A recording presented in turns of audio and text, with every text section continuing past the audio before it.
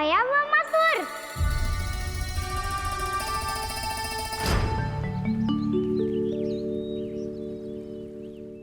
बहुत समय पहले की बात है, बहुत बड़े भूमाकर राज करते थे तुम्हें महान राजा भीमम के नाम से जाना जाता था। सब कुछ था तुम्हारे पास, पर शांति नहीं थी। इसीलिए शांति की खोज में अपना संपूर्ण राज अपने पुत्रों को सौंप कर हिमालय पर्वत की ओर चल दिए। अनेक वर्षों की तपस्या के बाद तुम्हारे तप की कीर्ति चारों ओर फैलने लगी और फिर सच्चे तपस्वी के रूप में तुम्हारी ख्याति से प्रभावित होकर महर्षि उलट तुमसे भेंट करने आए। राजा भीमरथ, आपने ईश्वर की प्राप्ति के लिए सब कुछ छोड़ दिया, पर अपना अभिमान नहीं छोड़ पाए। इसीलिए मेरे आगमन पर सम्मान के साथ खड़ा होना तो दूर, मेरा अभिवादन भी नहीं किया। अभिमान तपस्वी का गुण नहीं होता है राजन, अभिमान राक्षसी गुण है। इसलिए मैं आपको श्राप देता हूँ कि आप अगले जन्म में एक राक्षस के रूप में जन्म लेंगे, एक राक्षस के रूप में जन्म लेंगे। मुझे क्षमा कर दीजिए महर्षि, मैंने जानबूझकर आपका अपमान नहीं किया है। मैं तो यहाँ पर शांति की खोज में आया था। अपने भीतर के संसार में गहरे सोच विचार में डूबा हुआ था मैं। मुझे क्षमा कर दीजिए महर्षि, मुझे क्षमा कर दीजिए। अपनी भूल का आभास प्रायश्चित की ओर पहला पग होता है। मैं अपना श्राप तो वापस नहीं ले सकता, परंतु आपको एक वचन अवश्य दे सकता हूँ। जब भी प्रभु नारायण का अवतार होगा, आपको उचित समय पे वो वरदान देंगे जिसकी आप लंबे समय से प्रतीक्षा कर रहे हैं।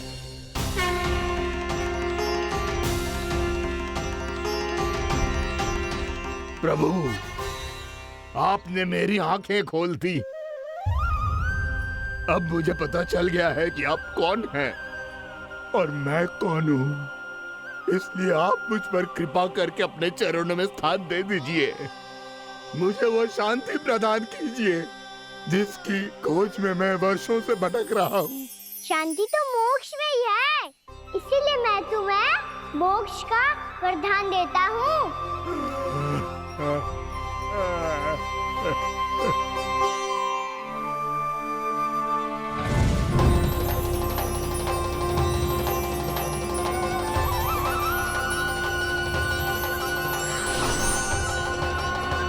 प्रभु की ये लीला सदैव स्मरण रखी जाएगी। इस स्थान को इनका आशीर्वाद मिलेगा और इस कंदरा को व्योमासुर की कंदरा के रूप में पहचाना जाएगा। भविष्य में अनेक ऋषि मुनियों की शरण स्थली बनेगी ये कंदरा। दीदी, ये कोई साधारण बालक ना है। ऐसा चमत्कार कोई साधारण बालक थोड़ी ना कर सकते हो।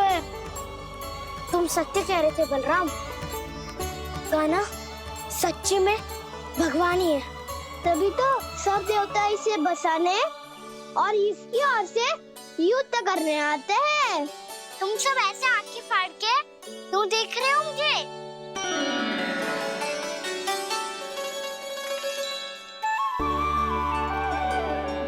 बलराम, तुम बलवान हो और कान्हा भगवान है। दूर दूर तक कोई दिखाई न दे रहा है, ना जाने किस हाल में होंगे बालक। कहीं हम ही तो मार्ग ना भटक गए शीघ्रता के चक्कर में। अब तो एक पग भी ना चलो जा रहे हो। जल, किसी के पास जल है क्या? कंठ तो मेरा भी सूख रहा है मौसी। भाभी, निकट ही जमुना जी है, कहूँ तो वहां से जल ले आओ। मैं भी जा रही हूँ भाभी, एक से भले दो। हाँ चल, शीघ्रता से आओ। हाँ।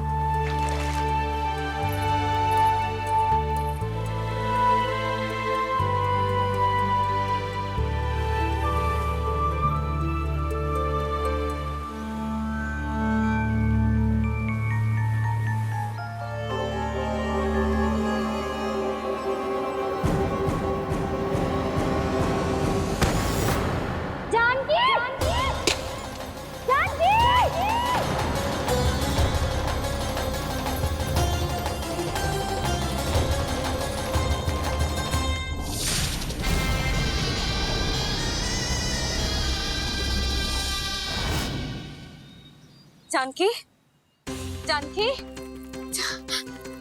क्या होगा इसे? देखो ना जी, अब छलिया की सूचना मिलते ही हम सब बालकों को ढूंढने चली गई और ढूंढते ढूंढते सबको बहुत प्यास लगी आई जी। तो जानकी जमुना जी की नदी से जल लेने गई और उसने जमुना जी का पानी पिया और उसकी जेदशा हो गई। बालक कहाँ है? वो ठीक तो है ना? ऊपर से सब ठीक है, पर भीतर से बहुत भयभीत है सब। जानकी तो बिल्कुल नीली पड़ गया है। लग तो है विष फैल गया है इसको पूरे तन में। मथुरा के सौ से विदेह जी को बुलाए गए हैं उसके उपचार के लिए। जैसे ही इसने जल को मुंह से लगाया, ये गिर पड़ी। चटपटाने का अवसर भी ना मिलो। हाँ वैद्य जी, और निकटी मृत पशु भी पड़े हुए थे। हाँ, मैंने भी अस्थियां देखी थी। इसका तो यही अर्थ हो सकता है कि समस्या वहाँ के जल में ही हो। वैद्य जी, आप रोगी की नाड़ी पे ध्यान दो ना। जे गोपिया क्या कह रही है उसे सुनने की आवश्यकता ना है। जब तक विष के कारण का पता नहीं चल जाता, हम उपचार कैसे कर सकते हैं रानी जी? जी, वो निकट ही यमुना जी में एक विशेष क्षेत्र है। ये सब उसी के जल की बात कर रहे हैं। तब तो ऐसा भी हो सकता है कि किसी विषैले सर्प के काटने का प्रभाव हो। पर सर्प के काटने का चिन्ह ना है उसके तन पे। सर्प जब काटतो है तब उसके दांत के चिन्ह बन जाते हैं। मुझे पता है, बड़े बड़े सर्प को काटते हुए देखो है मैंने। एक दिन अब बस कर उज्जवल, ये बड़ी बड़ी हाँकने का समय ना है। पर यदि सर्प ने ना काटो है, फिर जानकी की ये दशा किसने की? अवश्य किसी राक्षस ने की होगी। नाना, कोई विषैला पशु भी तो हो सकता है। यह अवश्य किसी माँ विषैले सर्प के विष से हुआ है। सर्प ने भले ना काटा हो, लेकिन यह अवश्य ही किसी महाविषैले सर्प के विष के कारण हुआ है। कालिया नाग। कालिया नाग?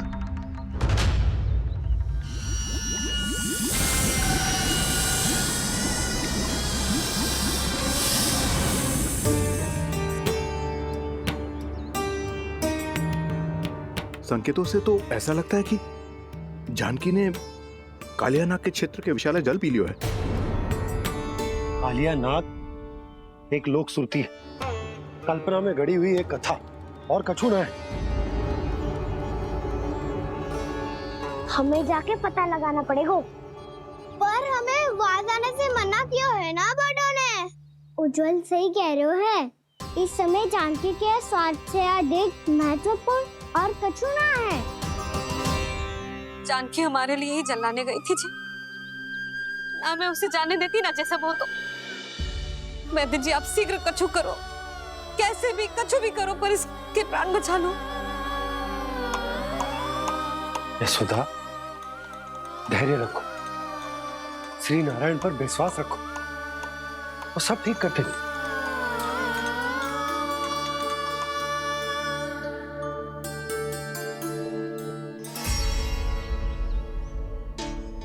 विष की काट की मेरे पास जितनी जड़ी बूटी थी, मैंने सब अर्क बना के पिला दी, पर इसकी दशा में अभी तक कोई सुधार नहीं दिख रहा है।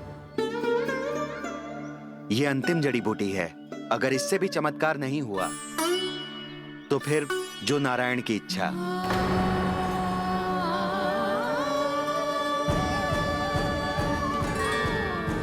पर कोई तो उपाय होगा जानकी को बचाने का।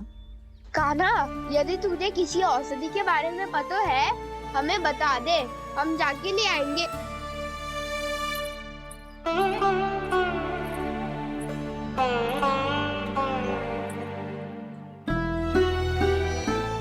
हे नारायण, हे प्रभु, मेरी जानकी के प्राण बचा ले प्रभु।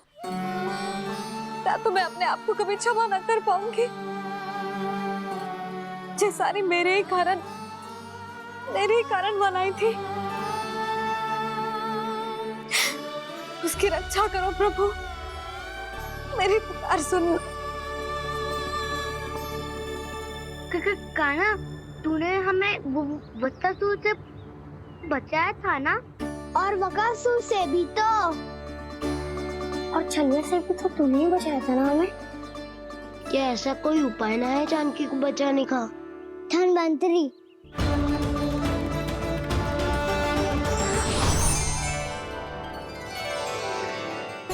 मैं आ गया हूं प्रभु, चिंता मत कीजिए, आपके आदेश का पालन अवश्य होगा। यशोदा मैया,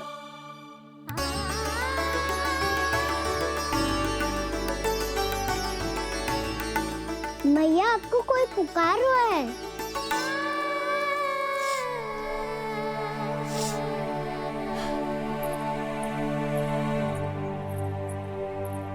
चिंता मत करो मैया, अब धन्वंतरी जी आ गए हैं, वो सब संभाल लेंगे। धन्वंतरी जी कौन है?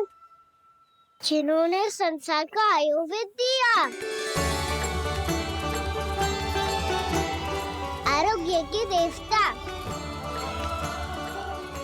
वे श्री नारायण के अवतार।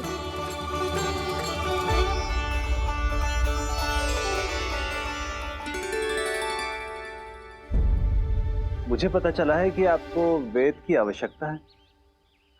हाँ हाँ, भीतर आइए।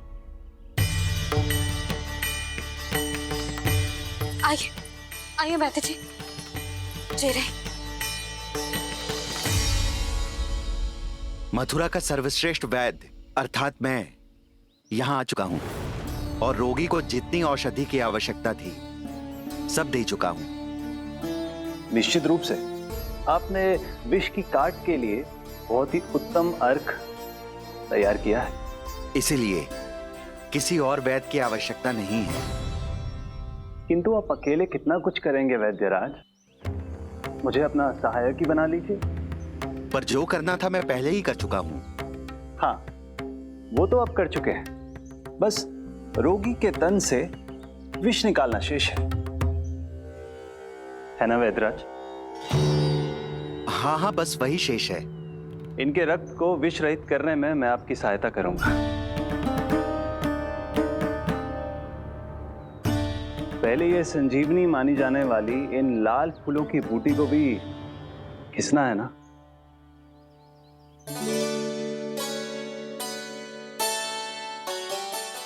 हाँ हाँ, तुम सही कह रहे हो, इसे अच्छे से घिसो।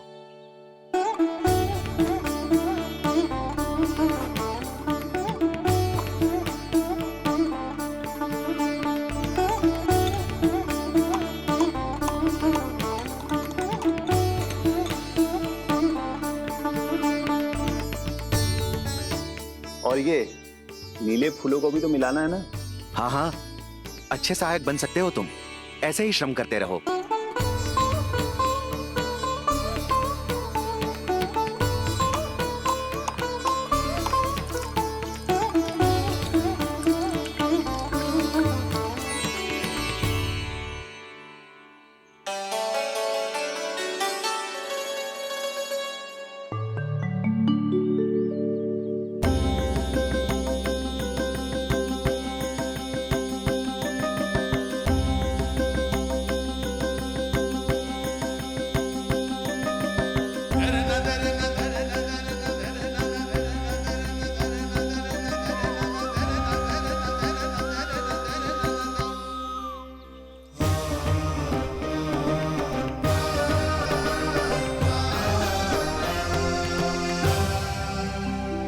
जानकी स्वस्थ तो हो जाएगी ना धन्वंतरी जी?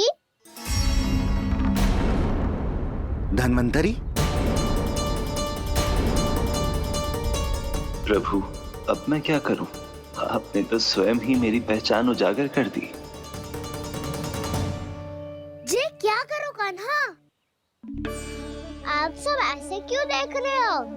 मैया कहती है ना, सभी वैद्य धन्वंतरी जी का ही रूप होते हैं। वाह कृष्णा, चतुर तो हो तुम।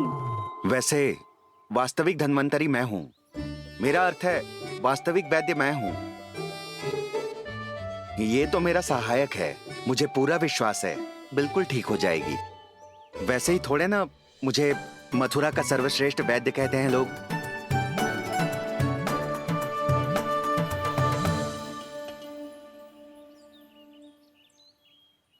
जसोदा भाभी, जसोदा जी, जानकी को चेतना आ गई। जानकी, जानकी, जानकी, तू ठीक है ना? क्षमा करना भाभी, मैं आपके लिए जल ना ला पाई। बस बहुत भूख लगी है। मैं अभी कुछ लाती हूँ। जानकी, माखन खाओगी?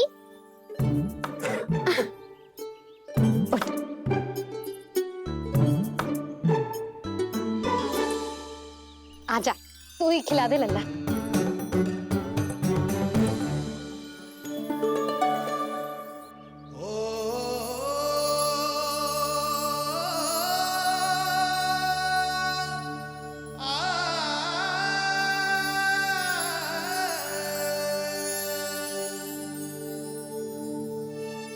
तुम सब मेरे लल्ला को माखन चोर कहती हो ना? आज देखो, अपना ही माखन जानकी को खिला रहे हो।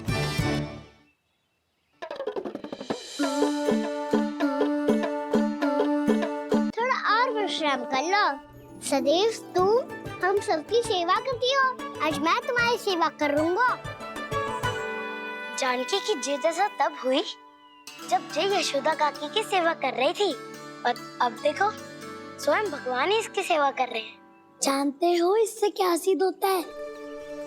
जो भी यशोदा मैया की पूजा करेगा, अर्थात अपने माता पिता की सेवा करेगा, उनके साथ सम्मान से व्यवहार करेगा, ईश्वर स्वयं उसका ध्यान रखेंगे। कभी धन्वंतरी के रूप में तो कभी स्वयं कान्हा के रूप में। भक्त और भगवान का देखो कैसा ये अनुराग, स्वयं करे सेवा प्रभु, अद्भुत गोपी का भाग्य। प्रभु इन सब पृथ्वीवासियों से कितना घुल मिल गए हैं। ना तो ये प्रभु को भगवान मानते हैं और ना ही प्रभु अपने आप को इनसे सर्वश्रेष्ठ समझते हैं। अपने आचरण से ये सिद्ध कर रहे हैं कि ये सभी में हैं और सभी इनका ही अंश है।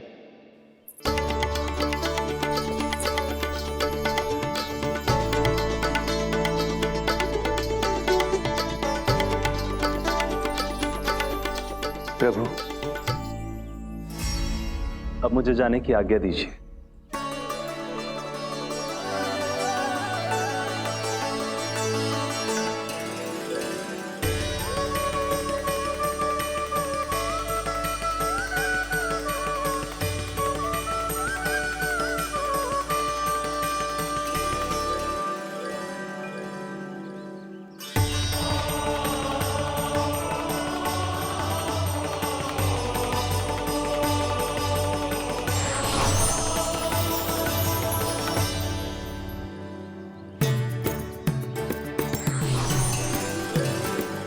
कान्हा ने तो सच्ची में धन्वंतरी जी को बुला लिया था।